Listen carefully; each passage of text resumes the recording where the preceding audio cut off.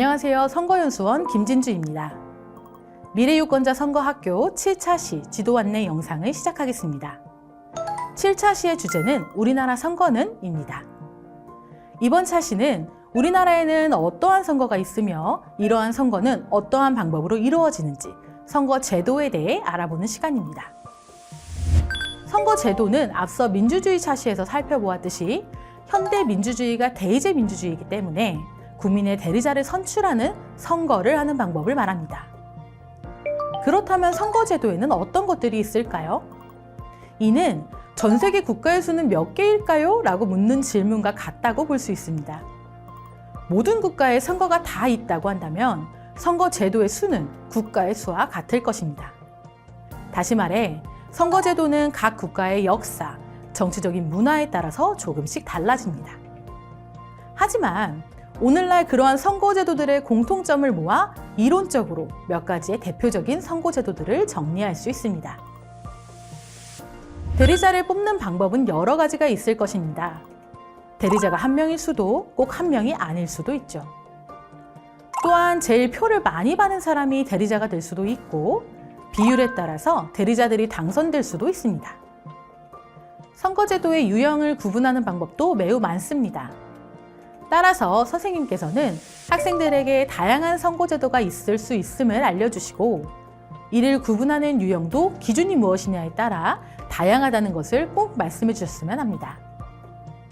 모든 선거제도를 다 소개할 수는 없으니 이번 차시에서는 선출자의 수를 기준으로 선거제도를 구분하여 설명할 것입니다. 가장 많이 표를 받은 한 명만 선출하는 선거제도를 다수대표제, 후보자가 소속된 집단, 즉 정당이 표를 받은 비율대로 여러 명을 선출하는 선거제도를 비례대표제라 부릅니다. 보다 구체적인 선거제도에 관한 설명은 교수학습서를 참고하여 주시기 바랍니다. 이번 차시에서는 선거제도에 관한 설명만으로는 학생들이 이해하기 어려울 수 있기 때문에 실제 구체적인 사례를 통해서 선거제도를 이해하는 활동을 준비했습니다. 첫 번째 사례는 단순 다수 대표제의 사례인데요. 가장 많이 득표한 후보자를 고르는 것이기 때문에 쉽게 이해가 가능할 것입니다. 하지만 두 번째 사례는 정당이 받은 표의 비율에 따라서 당선자의 수가 바뀌기 때문에 다소 학생들이 이해하는 데 어려움을 겪을 수 있습니다.